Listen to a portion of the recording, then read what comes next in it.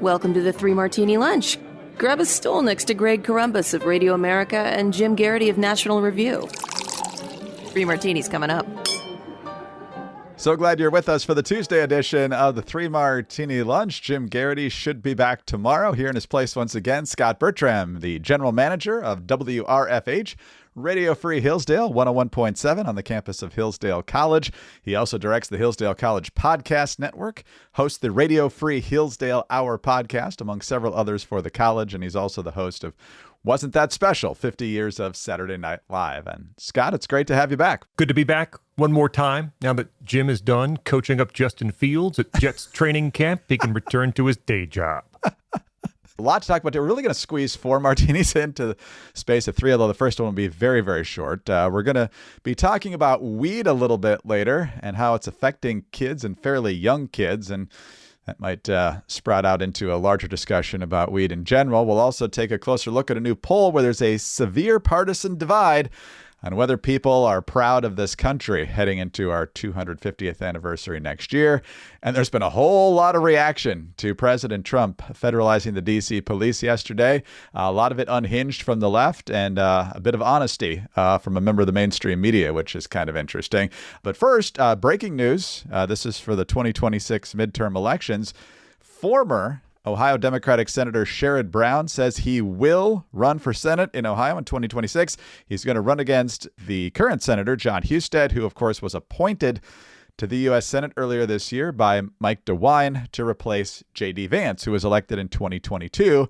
And the big prize for whoever wins in 2026 is that they get to run again in 2028, because that's when that term that was won in 2022 actually ends. And so Ohio, Scott, obviously a lot redder than it was a decade or a little more ago. Trump has definitely turned it more red than before. Sherrod Brown, kind of a populist himself, so he does better than most Democrats there. Lost by, I think, a point or two to Bernie Moreno in a bid for another term last year. So I see that Larry Sabato's already switched it from likely Republican to lean Republican. So it's still, I think, a GOP edge, but more money will have to be spent there than previously thought, probably. That seems right to me in terms of lean Republican at this point. That state of Ohio is pretty darn red at this point. I mean, Ohio and Florida, from where they were in 2000 and 2004 to where they are today, 20 years later, it's a significant push in the conservative Republican direction, to the point where it's going to take an odd, confluence of activities for a Democrat to win that state once again. Now, a former senator, maybe it's a bad off year for the incumbent. Like, there are ingredients that can come together. And as you mentioned, it's going to cost a lot of money either way. But that's a pretty safe Republican seat at this point, I would think. Well, politics is a business, no doubt about that. If you're running a business, you know that every time you miss a call, you're leaving money on the table. And when every customer conversation matters, you need a phone system that keeps up and helps you stay connected, and that's why you need OpenPhone. OpenPhone is the #1 business phone system that streamlines and scales your customer communications.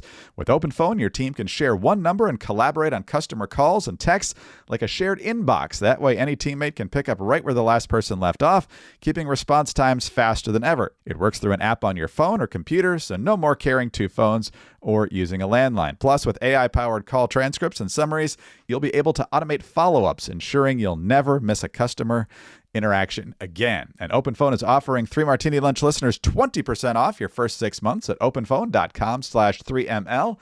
That's OPENPHONE.com/3ML.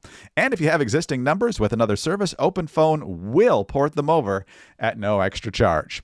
OpenPhone, no missed calls, no missed customers.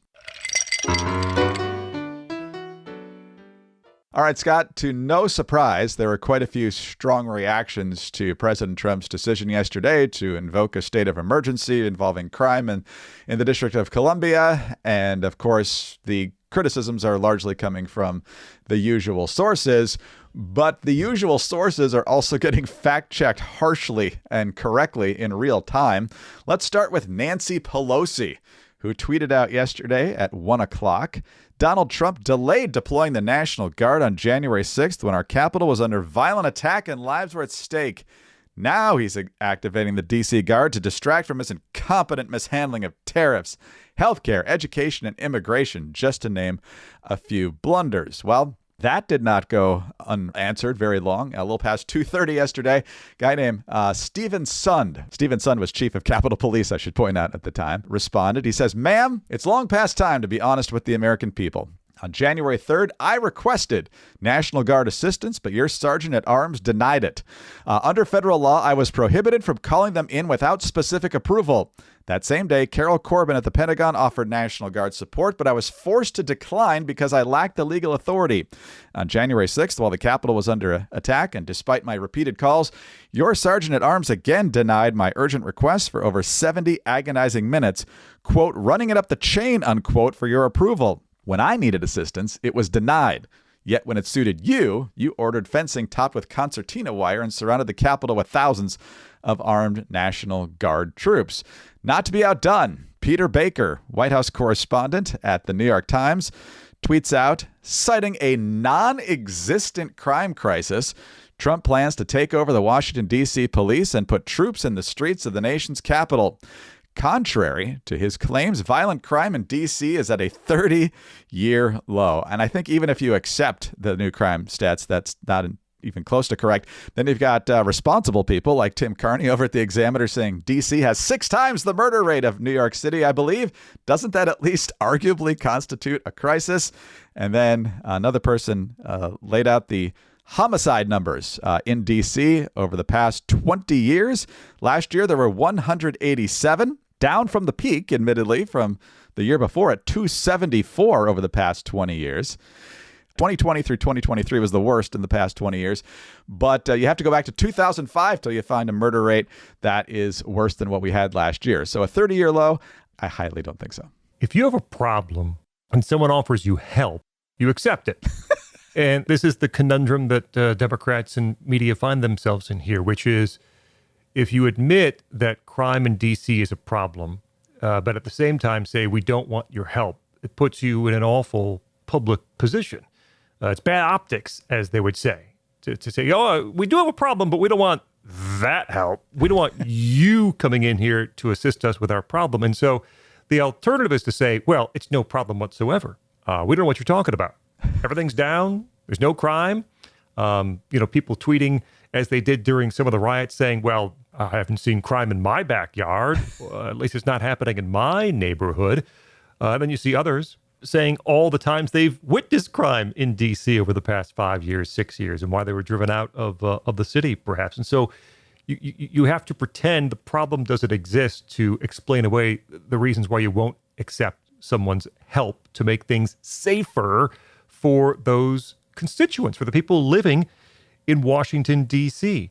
Yeah, the D.C. murder rate 5 times New York City last year. They're hopeful it will drop to 3 times New York City's this year. It would be the highest, if it were, D.C. were a state, the highest murder rate for any state in the union. There are clear problems. And Charles Fain Lehman was writing today, I think over in The Atlantic, pointing out a few things. One is it doesn't take into account a number of unreported minor crimes. It's been going on so long at this point that people know the response isn't there from the police. No arrests are going to be made. So there are many, many minor, air quotes, minor crimes that go unreported. But the homicides in D.C., it's a problem entering new neighborhoods, but it's the problem at its worst in the poorest neighborhoods in the city. 57% of the city's homicides took place in Wards 7 and 8, the city's poorest, in 2023. Just 10 blocks of Washington, D.C., Charles Fain Lehman reported in his study, 10 blocks were home to 14% of all homicides in the city. So even if you're out there saying, well, I don't see it in my neighborhood, my neighbor didn't get carjacked last week, turning a blind eye to parts of the city or people who really do need this type of assistance also is a really bad look. But yes, if you're going to deny assistance, say we don't want your help, you have to sort of couch this in a matter of saying we don't want your help because it's not a problem at all. We're all very happy here. While Peter Baker's out to lunch, we should point out that there are members of the mainstream media who are being honest about this. One of them is Kira Phillips over at ABC News. We've been talking so much about the numbers, and yeah, usually that's how you play devil's advocate, is you talk about, oh, well, stats say crime is down. However, I can tell you firsthand here in downtown D.C. where we work, right here around our bureau, just in the past 6 months, there were 2 people shot. 1 person died, literally 2 blocks down here from the bureau. It was within the last 2 years that I actually was jumped walking just 2 blocks down from here. And then just this morning, one of my coworkers said her car was stolen a block away from the bureau. So we can talk about the numbers going down, but crime is happening every single day because we're all experiencing it firsthand while working and living down here. You probably could assume this, but I'll just say it flat out. The ABC News Washington Bureau is not in Ward 7 or 8. It is just a few blocks from the White House. It's in what was normally a pretty safe area of town. So good for her for explaining what people deal with, what they fear on a regular basis downtown. Yeah, I don't know what's happening at ABC. It's the second time in 2 weeks since we've been doing this fill-in stint that an ABC anchor has had some wave of honesty come over him or her. I forget who it was interviewing State, I think, Representative Tallarico from Texas. And he was trying to say, well, Republicans made a decision to prioritize redistricting, and the anchor kept pushing back. Well, didn't you make a decision to prioritize you leaving the state over helping the flood victims of Texas? 2 times in 2 weeks, and ABC News anchor getting real. That can't last. I'm sure a stop will be put to it immediately. There's going to be an emergency board meeting over that one, I guess. But Emily Jashinsky, great co-host, formerly of this show as a guest host. And then also she co-hosts Breaking Points. She writes for Unheard, writing yesterday in Unheard, responding to the fact that people were grumbling about Trump saying it's the worst the city has ever been. And she says, he's obviously not right about everything. D.C. has been worse. Many American cities have been too, but perhaps the most important message Trump sent on Monday isn't about the data. It's about refusing to tolerate what every single American knows is a vicious cycle of crime and poverty in the nation's greatest cities. The public reaction of D.C. journalists will be much cooler than the public's inside D.C. and out. We'll see what it looks like. We'll see how soon they're up and fully operational with this new approach. But what has been done hasn't worked. That's certainly true. And it's also an interesting time for business. Tariffs and trade policies are dynamic. Supply chains are squeezed and cash flow is tighter than ever. And if your business cannot adapt in real time, you're in a world of hurt. And you need total visibility, from global shipments to tariff impacts to real-time cash flow. The solution to all this, of course, is NetSuite by Oracle, your AI-powered business management suite trusted by more than 41,000 businesses.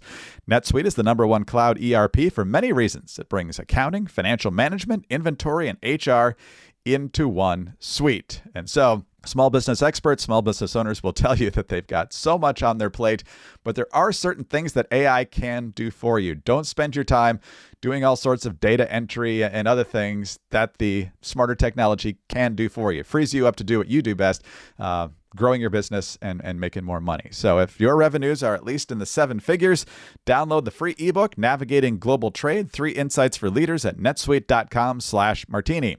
That's netsuite.com/martini. All right, Scott, on to our second martini here. And I think overall it's a good martini, but it's also an eye-opening martini.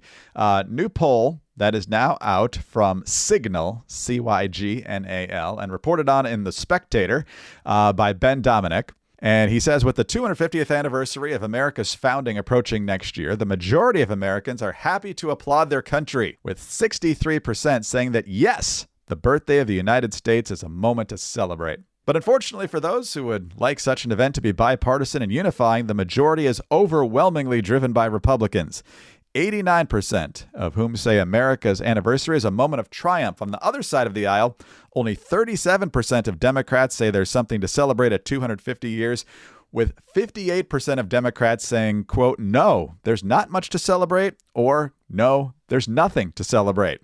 Dominic says the group most likely to find fault in the United States is J.D. Vance's childless cat ladies. 64% of single female Democrats say there isn't anything to celebrate after 2.5 centuries of America, with just 28% answering in favor of the country in which they live. In fact, black Democrats have a more positive view of the country than white Democrats. And so, Scott, sometimes these polls depend on who's in the White House. You might have a more pessimistic outlook if the other party's in charge. I don't know what this poll might have looked like while Biden was president or Obama was president. I can imagine the numbers would have shifted a little bit when you're just frustrated by policy after policy and so forth. But I feel like Republicans and conservatives overall have a greater reverence for the founding of the country and the bedrock principles of this country. So I feel like they would almost never be underwater on this. I feel like the numbers on the right would always be generally positive. It might fluctuate a little bit about how positive, but I don't think you'd ever see this on the right.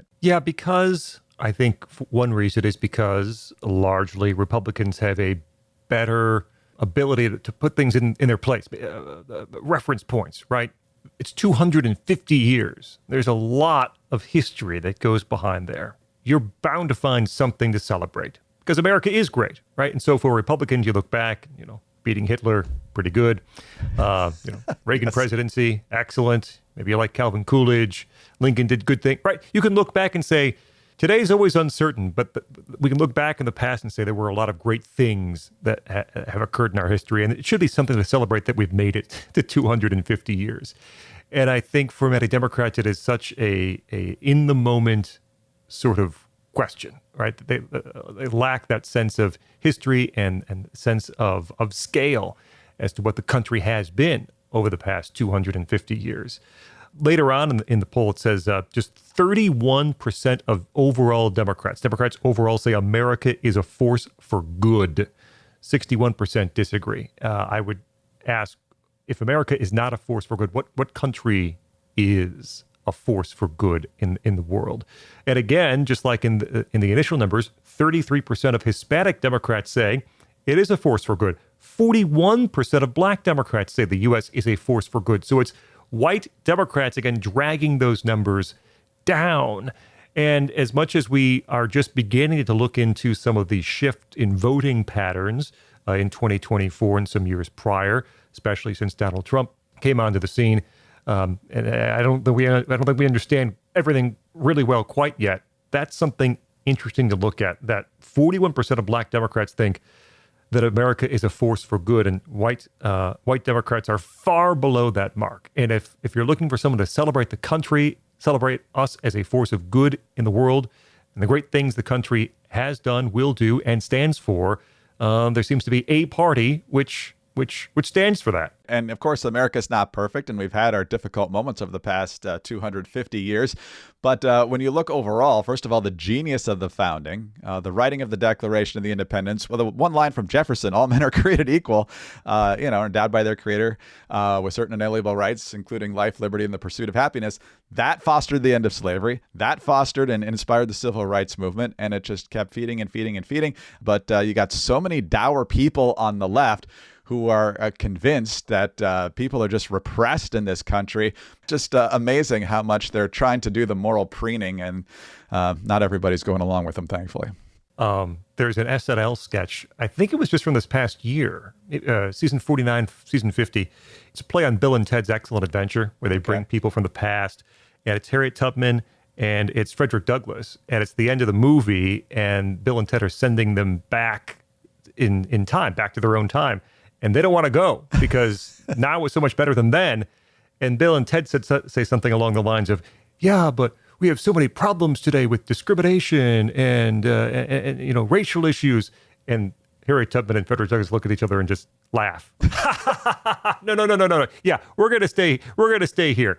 There's that sense of scale that I think people are missing. Yes. Well, as I mentioned yesterday, got a brand new mattress from Brooklyn Bedding last week. Fun to watch it inflate, like I mentioned. It was vacuum sealed, and it's working out great. We've had it for a week now. Mrs. Columbus and I are sleeping fantastically well on it. We got the Aurora Luxe model with medium firmness, a little bit of a pillow top, and it just supports so well. Mrs. Columbus says, quote unquote, I love this mattress. And so that's about as high of a compliment as I can possibly pass along. And Brooklyn Bedding handcrafts every mattress in their Arizona factory. There's no middlemen, no gimmicks, just top tier quality, honest pricing, and real American craftsmanship.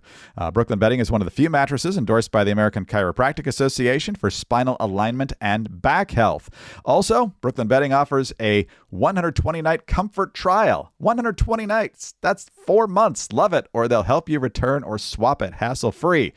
Not sure you can take my word for it. Brooklyn Bedding has been awarded the best mattress by CNET and best hybrid mattress by Wirecutter, so you know it's the real deal. So go to brooklynbedding.com and use our promo code 3ML at checkout to get 30% off site-wide. This offer is not available anywhere else. That's brooklynbedding.com and promo code 3ML for 30% off site-wide. Make sure you enter our show name after checkout, 3 Martini Lunch, so they know we sent you. Here's what happens when you pick winners and losers in a free market economy. The Watchdog on Wall Street podcast with Chris Markowski. Every day, Chris helps unpack the connection between politics and the economy and how it affects your wallet. Biden gave car manufacturer Rivian $6 billion. Now, Rivian is losing $41,000 for every car sold. That is not a business model. Whether it's happening in D.C. or down on Wall Street, it's affecting you financially. Be informed. Check out the Watchdog on Wall Street podcast with Chris Markowski on Apple, Spotify, or wherever you get your podcasts. All right, Scott, on to our final martini now, and let's talk about weed. Weed has been legalized pretty much in, I don't know about all states, but certainly a lot of states over the past decade plus. Used to be kind of a libertarian fringe issue, and then the left glommed onto it and it became one of their issues, and then the right stupidly decided that they needed to support it too because somehow they thought they could siphon off stoners from the left and the libertarians. I'm not sure that was the best political strategy. Who knew you just needed Donald Trump to win the votes of young males in the country? You didn't have to legalize marijuana. Just find Donald Trump. That's right. Could not have guessed. Well, the New York Times has a story out about how gummies, weed, marijuana, cannabis, however you want to say it, gummies are becoming more and more popular. And as a result, there are kids getting into the gummies, and that is leading to problems. It says that the number of cannabis-related incidents reported to poison control centers has sharply increased from about 930 cases in 2009 to more than 22,000 last year, according to America's Poison Centers. Of those, more than 13,000 caused documented negative effects and were classified by the organization as non-lethal poisonings. But wait, it gets worse. These numbers are almost certainly an undercount because hospitals are not required to report such cases, and more than 75% of the poisonings last year involved children or teenagers. One doctor in North Carolina is quoted as saying, I definitely have seen floridly psychotic 2-year-olds just waiting for the marijuana to leave their system because they got into someone's gummies. And so, Scott, this was a bad idea from the get-go. It was all just a political pandering effort to get young people to vote. But I would argue that the more they're on the weed, the less likely they are to actually show up, even if you have them several early days to vote. And so the impact on kids is now growing. And of course, it's now become a huge business. You got states that want to tax it. And so it's going to be very hard to, put the toothpaste back in the tube here because there's so much money involved. But I think we can get closer and closer to the obvious conclusion here that this was a terrible idea. Part of this comes because there's a sort of renewed discussion because President Trump apparently is considering reclassifying marijuana as a less dangerous drug at the federal level. It would not make recreational use legal under federal law, but would reclassify it to make it a less dangerous drug under the classification. I am in Michigan, where it's legal, traveled to New York, Washington, D.C., where it's legal. And I will tell you that I was relatively libertarian on this before feeling the effects. Meaning, all right, people are using it anyway, legalize it, right? It's, okay, decriminalize it at least, let's figure. And there are a number of issues that begin cropping up because what it turns into is, and you mentioned done for votes, certainly potentially, but also done for tax revenue. And the way that systems are set up now in a lot of these places is to maximize tax revenue. In fact, in Michigan, We're so overcrowded with pot shops now, especially in the southern part of the state, because people would come up from Indiana before it was legalized there, Ohio before it was legalized there. You're seeing that revenue is decreasing, and a lot of places are going out of business because there are so many that popped up, and it stinks everywhere. And I know it sounds like a small thing, but it is an intense quality of life issue. And I talked to a friend who was in a state that had not legalized pot. And I'm like, no big deal. Oh, so it stinks a little bit here and there. I'm like, no, you don't understand. It stinks everywhere at all times of the day. It stinks when cars drive by because the driver is smoking marijuana as they drive, which is scary in and of itself. It stinks when you go food shopping with your kids at the local grocery store because they just smoked in the car and now they're walking the aisles and they're in the snack food aisle more often than not. It's a significant quality of life issue that, having experienced firsthand, I no longer can say, oh, it's not a big deal and it doesn't matter. It does matter. And I don't have a perfect solution. As you said, 45 states, I think, have now legalized it. Cat's out of the bag.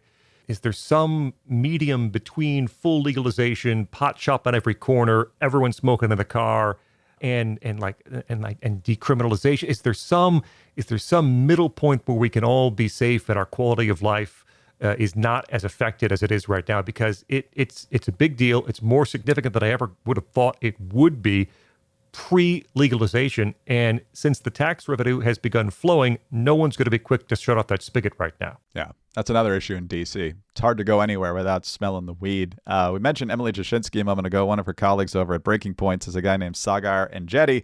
He's been going off on weed the last few days, I think because of this very same suggestion that Trump's going to reschedule it, or at least considering it. He says, Nobody needs to study weed. We know everything we need to know. It makes people dumber. It makes people literally go crazy. It messes with hormones. It increases risk of heart attacks. It's horrible for pregnant women. And lastly, it smells like, well, crap, let's just say. And so he also points out that a lot of people say, oh, it's only a little bit of people. They only do it every once in a while. He says, wrong again. 40% of weed users either do it daily or nearly every day. These are the people on the road with you. And obviously, if the THC is going on, there's going to be a potential risk as a result of that. And specifically with DC, he says, okay, the quality of life here has gone down every year since 2014. For 5 reasons: no prosecution and leniency for juvenile offenders, a yearly uptick in vagrancy and homelessness, the 2020 lockdowns nuked the urban centers, the police department has bled officers since BLM, the George Floyd riots, and they've legalized weed. It's just a big part, like you said, of kind of a deteriorating quality in a community. Yeah, and 2 other things. One is often in defense, someone will bring up, well, alcohol's legal and alcohol's everywhere and people drink and there are problems in DUIs, to which I'd say, yes, absolutely. So why would we want to add something else that also adds to those sort of... Alcohol is such... I mean, you talk about how marijuana and weed at this point is so ingrained into tax revenue and lifestyle, but alcohol even so much more so than that. So why would you want something else that sort of mimics the downsides? I am astounded as well that we spent decades trying to eliminate cigarette smoking from life, from planes, from stores, everywhere indoor. Right. It's terrible. Yeah. Right. Secondhand smoke, you stink, everyone stinks, it's bad for health, it has secondary, tertiary health effects. And on a dime, the same people flip and love marijuana. And have virtually no problems with people picking up the habit and smoking and stinking and having health problems. It just astounds me. Now, it's all about votes and it's all about dollars, like we said. And the other thing is that if you are under the influence of marijuana, how do you prove that at a roadside stop? You can blow into a breathalyzer and like, oh, you're 0.1. Okay, you're drunk. You're gonna get taken in. What do you do for somebody who's high on THC? There's no number. And so it's all kind of subjective at this point. And so I think it's a risk to society that we're not taking very seriously. Yeah. But we will. I didn't even mention the New York Times story, which, yes, there are gummies and children get into them and significant and serious health problems. There was a couple stories in the New York Times piece about kids bringing them to school to share. with classmates. And so, that goes to personal responsibility too. That there are parents involved or others involved that should keep those things safe. Not everyone follows that, though, unfortunately. And so you do have to consider those others who might be affected. There's a story in this piece about parents who went to a pot shop that sold both pot stuff and non-pot stuff. They had a lollipop labeled safe for kids, gave it to their 3-year-old, and it had like 10 times the THC count that it was. Like, those things are more likely to happen the farther down this road you go. There's not a lot of upsides to this, and there are certainly a growing number of downsides, it would appear. So, Scott, that'll be it for today, and we thank you so much for filling in several times while Jim's been on vacation. Like we said, Jim should be back tomorrow, but we look forward to the next time when you're able to join us. So thanks again. Thank you, Greg. Scot Bertram, General Manager of WRFH, Radio Free Hillsdale, 101.7 on the campus of Hillsdale College, Director of the Hillsdale College Podcast Network, host of several Hillsdale podcasts, including the Radio Free Hillsdale Hour. I'm Greg Corombos. Thanks so much for being with us today. Please subscribe to the 3 Martini Lunch. If you don't already, tell your friends about us as well. We'd love to have them listening. Thanks also for your 5-star ratings and your kind reviews. Please keep those coming. Get us on your home devices. All you have to say is play 3 Martini Lunch podcast. Follow us all on X. Scott is at Scot Bertram, SCOT. Bertram. I'm at Greg Corombos, Jim at Jim Garrity. Have a terrific Tuesday. Join us again Wednesday for Jim's return on the 3 Martini Lunch.